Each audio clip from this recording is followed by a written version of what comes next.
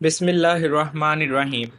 یہ 10 لوگوں کو موت کے وقت تکلیف نہیں ہوگی۔ ایسے 10 لوگ جن کو موت کے وقت تھوڑی سی بھی تکلیف نہیں ہوگی۔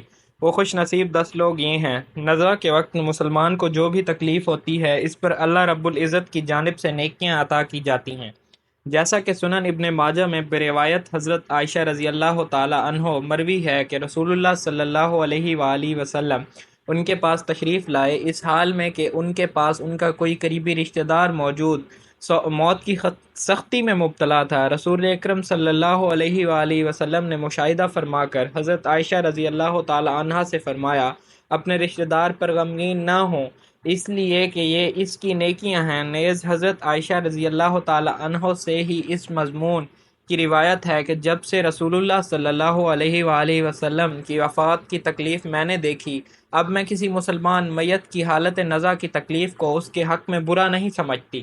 پس مذکورہ حدیث سے معلوم ہوتا ہے کہ نزا کے وقت ہونے والی سختی مرنے والے کے بد اعمالیوں کا ہرگز نتیجہ نہیں ہوتی۔ مسلمان کے حق میں اس پر اجر و ثواب اور گناہوں کی معافی کی ہی امید رکھنی چاہیے۔ ناظرین، 10 لوگوں کو مرتے وقت تکلیف نہیں ہوگی۔ حضرت سیدنا عثمان غنی رضی اللہ تعالی عنہ نے فرمایا تھا، دنیا میں 10 لوگ ایسے ہیں جن کو مرتے وقت تکلیف نہیں ہوگی، ان کی روح آسانی سے نکلے گی۔ حالت نزا میں انسان کی آدھی روح اندر ہوتی ہے اور آدھی روح باہر ہوتی ہے اور بندہ تکلیف میں ہوتا ہے۔ اس وقت انسان کو پیاس اتنی لگتی ہے کہ انسان یہ چاہتا ہے کہ سمندر کا پانی پی جاؤں، اور اگر بالفرض ساتوں سمندر کا پانی وہ پی بھی جائے پھر بھی اس کی پیاس کبھی کم نہیں ہوگی۔ روح نکلتے وقت انسان کو جو تکلیف ہو رہی ہوتی ہے وہ ناقابل بیان ہے۔ حضرت سیدنا عثمان غنی رضی اللہ تعالی عنہ نے فرمایا، یہ 10 لوگ ایسے ہیں کہ انہیں مرتے وقت ذرا بھی تکلیف نہ ہوگی، یعنی موت آسان ہوگی اور بغیر تکلیف کے ہوگی۔ پوچھا گیا کہ جناب وہ کون سے 5 لوگ ہیں جنہیں موت کی سختی میں بھی نرمی میسر ہوگی؟ تو فرمانے لگے کہ سب سے پہلا شخص وہ جو اپنے ماں باپ کو موت کے بعد یعنی ماں باپ کے مرنے کے بعد وراثت کا حصہ اپنی بہنوں کو پہنچانے میں جلدی کرتا ہے، یعنی وراثت کا حصہ اپنی بہنوں کو جلد اور بر وقت پہنچاتا ہے۔ ایسا نہ ہو کہ بہن کے بچے بھوک سے بلکتے رہیں اور تم بہن کے حق پر قبضہ کیے بیٹھے رہو، اور بہن اس انتظار میں رہے کہ میرا بھائی کب مجھے میرے باپ کی وراثت میں سے حصہ دے گا۔ بہت بار یہ بھی دیکھنے میں آتا ہے کہ بہن کی شادی نہیں ہوئی جبکہ والدین دنیا سے رخصت ہو گئے، تو بھائی نے کہا کہ کوئی بات نہیں، جب بہن کی شادی کروں گا تو اس کا حصہ اسے جہیز کی صورت میں دے دوں گا۔ یاد رہے کہ اسلام میں بہنوں کو جہیز دینا فرض نہیں جبکہ ان کا وراثتی حق دینا فرض ہے۔ دراصل عورت کو جہیز دینا یہودیوں کی رسم ہے۔ اسلام اس کی ترغیب نہیں دیتا، لیکن اسلام میں عورت کا وراثتی حصہ دینا فرض ہے۔ واضح رہے کہ والدین کے ترکہ میں جس طرح ان کی نرینہ اولاد کا حق و حصہ ہوتا ہے، اسی طرح بیٹیوں کا بھی اس میں شرعی حق و حصہ ہوتا ہے۔ والدین کے انتقال کے بعد ان کے ترکہ پر بیٹوں کا خود تنہا قبضہ کر لینا اور بہنوں کو ان کے شرعی حصہ سے محروم ناجائز اور سخت گناہ ہے۔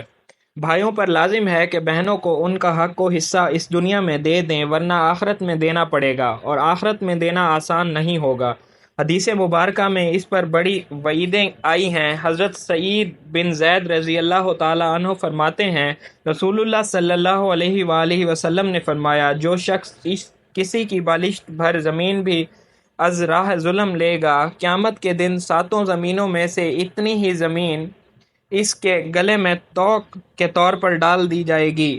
ایک اور حدیث مبارکہ میں حضرت انس رضی اللہ تعالی عنہ فرماتے ہیں، رسول اللہ صلی اللہ علیہ وآلہ وسلم نے فرمایا، جو شخص اپنے وراثت کی میراث کاٹے گا یعنی اس کا حصہ نہیں دے گا تو اللہ تعالیٰ قیامت کے دن اس کی جنت کی میراث کاٹ لے گا۔ یاد رہے کہ جہیز کی رسم اسلام کی رسم نہیں بلکہ یہودیوں کی رسم ہے، اور اس کا سب سے بڑا نقصان ہے کہ جس طرح یہودیوں کی عورت کو بغیر جہیز کے کوئی شخص قبول نہیں کرتا، اسی طرح آج اسلام میں بھی عورتوں کی شادیوں میں سب سے بڑی رکاوٹ جہیز ہے۔ غریب آدمی کی بیٹی بیٹھی بیٹھی بوڑھی ہو گئی کہ جہیز کا کوئی بندوبست نہ ہو سکا۔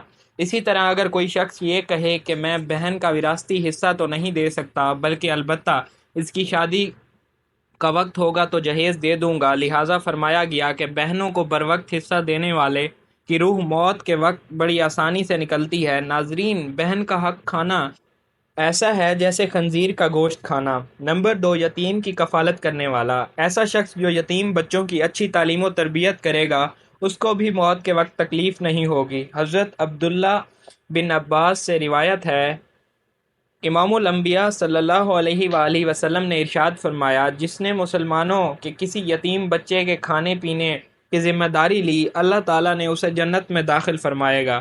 جامعہ ترمذی۔ رسول اللہ صلی اللہ علیہ وآلہ وسلم نے تو یتیم کی کفالت کرنے کو جنت میں اپنے ساتھ ہونے کی بشارت سے نوازا ہے کہ وہ جنت میں آپ صلی اللہ علیہ وآلہ وسلم کے ساتھ ہوگا۔ حضرت سہل بن سعد بیان کرتے ہیں کہ رسول اکرم صلی اللہ علیہ وآلہ وسلم نے فرمایا، میں اور یتیم کی کفالت کرنے والا جنت میں اس طرح ہوں گے، اور آپ صلی اللہ علیہ وآلہ وسلم اپنی انگشت شہادت اور درمیانی انگلی کے درمیان تھوڑا سا فاصلہ کر کے اشارہ کیا۔ نمبر 3، کثرت سے صدقہ کرنے والا شخص، یعنی ایسا شخص جو اللہ اور رسول اللہ صلی اللہ علیہ وآلہ وسلم کی رضا کے لیے اپنے مال و دولت میں سے یوں صدقہ کرتا ہے کہ جب وہ اپنے ایک ہاتھ سے کسی کو دیتا ہے تو دوسرے ہاتھ کو پتہ بھی نہ چلے، یعنی دوسرا انسان وہ ہے جو کثرت سے صدقہ کرے تو اس کی موت کے وقت اس کی روح آسانی سے نکلے گی اور جان کنی کا عمل اس کے لیے تکلیف دہ نہ ہوگا۔ نمبر 4، نرم دل والے، یعنی وہ لوگ جو دوسروں کے غلطیوں کو بھلا کر انہیں معاف کرنے والا۔ ایسے شخص کو موت میں سختی محسوس نہیں ہوگی، کیونکہ اس نے دنیا میں لوگوں کے ساتھ نرمی اختیار کی تھی تو اس کے ساتھ بھی نرمی کا معاملہ ہوگا۔ حضرت ابو ہریرہ رضی اللہ تعالی عنہ سے روایت ہے کہ نبی اکرم صلی اللہ علیہ وآلہ وسلم نے فرمایا، جنت میں ایسے لوگ داخل ہوں گے جن کے دل چھڑیوں جیسے ہوں گے، یعنی چھڑیوں کی طرح ان کے دل نرم ہوں گے۔ نمبر 5، ایسا انسان جو اپنی فیملی سے اچھا سلوک کرنے والا ہے، یعنی اپنے ماں باپ، بیوی بچوں اور بہن بھائیوں سے نرم دلی کا رویہ رکھنے والا ہے، اپنے بیوی بچوں سے پیار کرنے والا ہے، حلال کا لقمہ کما کر اپنے بیوی بچوں کی کفالت کرنے والا ہے۔ بزرگان دین فرماتے ہیں کہ جب رزق تنگ ہونے لگے تو دسترخوان کو وسیع کر لیا کرو، یعنی اپنے بیوی بچوں پر خرچ کرنا بھی صدقہ ہے، انہیں کھلانا پلانا صدقہ ہے۔ لہٰذا ایسا شخص جو اپنی فیملی پر خرچ کرتا ہو اور ان سے حسن سلوک کرتا ہو تو جب وہ دنیا سے رخصت ہوگا اس کی روح نکلنے میں آسانی ہوگی اور اسے کوئی تکلیف نہ ہوگی۔ نمبر 6، حضرت عثمان غنی رضی اللہ تعالی عنہ نے، جو شخص یہ سوچ کر نماز ادا کرتا ہے جو نماز وہ ادا کر رہا ہے وہ میرے نبی صلی اللہ علیہ وآلہ وسلم کی آنکھوں کی ٹھنڈک ہے، نماز دین کا ستون ہے، نماز مومن کی معراج ہے، اسلام و کفر کی تفریق ہے، تو 5 وقت کا نمازی وقت موت کے وقت کسی قسم کی سختی میں مبتلا نہ ہوگا۔ نمبر 7، جو شخص کو سیکھے اور دوسروں کو سکھائے، یعنی وہ شخص جو خود بھی قرآن پڑھتا ہو اور دوسروں کو بھی قرآن سکھاتا ہو۔ پھر فرمایا، راتوں کی تنہائی میں اٹھ کر قرآن پڑھا کرو اور قرآن پڑھتے وقت رویا کرو۔ فرمایا کہ اگر رونا نہ بھی آئے تو رونے کی کوشش کر لیا کرو۔ حضرت علی ہجویری گنج بخش رحمۃ اللہ علیہ سے کسی نے پوچھا کہ حضرت اگر رونے کی کوشش بھی کریں اور پھر بھی رونا نہ آئے تو پھر کیا کریں؟ تو فرمایا کہ پھر اپنے مقدر پہ رویا کرو کہ تم اتنے سنگ دل ہو گئے ہو کہ تمہاری آنکھیں آنسو نہیں بہاتی۔ نمبر 8، بیٹیوں کی پرورش کرنے والا، جس شخص کی 2 سے زیادہ بیٹیاں ہوں اور وہ ان کی خوش دلی سے پرورش کرے، ان کی اچھی تعلیم و تربیت کرے اور پھر جوان ہونے پر ان کی اچھی جگہ شادی کرے تو اس کو موت کے وقت تکلیف نہیں ہوگی اور وہ جنت میں داخل ہوگا۔ حضرت انس ابن مالک رضی اللہ تعالی عنہ کہتے ہیں کہ رسول اللہ صلی اللہ علیہ وآلہ وسلم نے فرمایا، جس نے 2 لڑکیوں کو ان کے جوان ہونے تک پالا پوسا، قیامت کے دن میں اور وہ اس طرح آئیں گے، اور آپ صلی اللہ علیہ وآلہ وسلم نے انگلیوں کو آپس میں ملایا۔ نمبر 9، راتوں کو قیام کرنے والے کو بھی موت کے وقت تکلیف محسوس نہیں ہوگی۔ نمبر 10، وضو کے بعد 2 رکعت نفل باقاعدگی سے ادا کرنے والے کی روح بھی آسانی سے نکلے گی اور اسے کسی قسم کی تکلیف نہیں ہوگی۔ اللہ پاک سے دعا ہے کہ ہم سب مسلمانوں کی موت کے وقت کی سختیوں کو دور فرما کر ہمارا خاتمہ ایمان پر نصیب فرمائے، آمین۔ ناظرین، کمنٹ باکس میں اللہ تعالیٰ کے 99 ناموں میں سے ایک نام ضرور ٹائپ کریں۔